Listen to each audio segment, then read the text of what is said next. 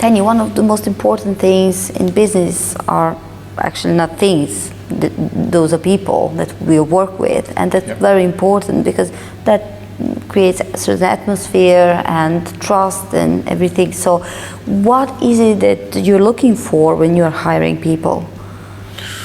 Okay, let's say you're starting off. Okay, let's say you're starting off and you've been running your business by yourself for 3 or 4 months, and you're starting to look for people to join.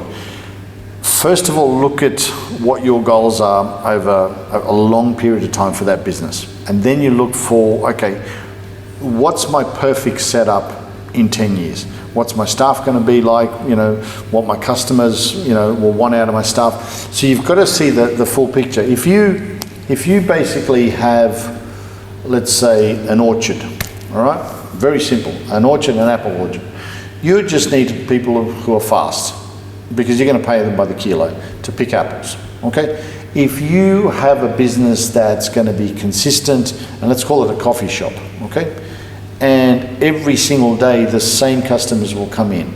Well, you really know what you want, because you want a barista who, male or female, doesn't matter, who's happy, who's going to be there, on time all the time, who's going to make the coffee, communicate with people. So a lot of the time it's about the person that's behind the counter when you're in a coffee shop.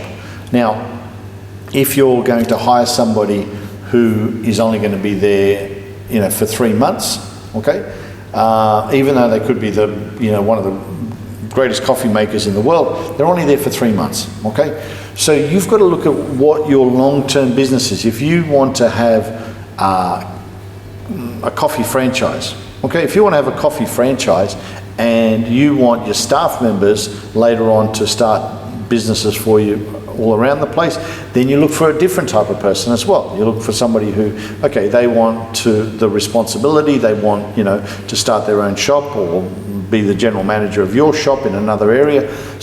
But you have to know what you want. Sometimes you don't have a choice because you might start up a business in another city or bits and pieces. So you've got to sort of say, okay, you're just hiring generally good people, but it might take you time to change them over the years or bits and pieces. But start with your own goals and then work out, who do I want and how do I want to run the business. If you say, for instance, if you say to yourself, okay, I want to run a business for 10 years, but after that I'm going to step back and I'm going to just relax. But the people that I've chosen and I've trained over those 10 years are people who are honest, people who are reliable, and people I can sort of say, okay, and if you have a good system for bonuses and bits and pieces, then you can be anywhere in the world and you're pretty much safe, okay? Because those people have been with you for such a long time. So going back to knowing exactly what you want, and then it's really easy. If you don't know what you want, then it's really tricky.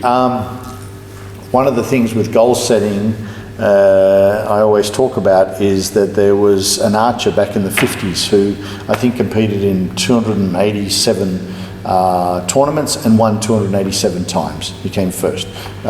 He could actually, unfortunately, shoot us.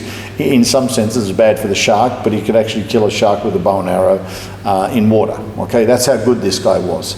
Now, in 10 minutes, I can train anybody to beat this guy. Okay, in 10 minutes, I can train anybody to beat this guy. Okay, by hitting the bullseye, all right, of the target. All I'm going to do with this guy is I'm going to blindfold him, and I'm going to keep the blindfold on him, and I'm going to spin him around 20 times. Now, can he hit the target? He can't. No. He can't see it. No. Okay, so that's generally goal setting. If you can't see your target all the time, you can't hit it. Of course, I can train you to hit the target because you can see the target. This expert cannot beat you because he can't see the target. Back to goal setting, if you know exactly what you want in your business, you'll know who you need in there, okay? If you need a barista to be there for 10 years, okay, great. You work it out and keep him there and work out structures where he gets bonuses and bits and pieces, but you put that in your goal and you put that in your business plan. Okay, if you're picking apples, You just need people who are fast, and people are only going to be there for the season, 2 weeks, 3 weeks, whatever it may be. What about atmosphere at work? What kind of people do you prefer? Like more? It really depends on the job. It really depends on the job. If you've got people who are just computer programming, you basically want people who are not going to sit there and chit chat all day. Okay?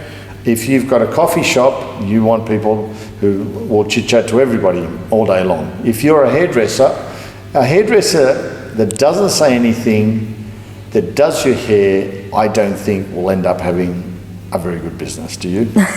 No. No. So it's most of it is common sense, but sometimes we end up making mistakes because we've hired family members or we've hired, friends.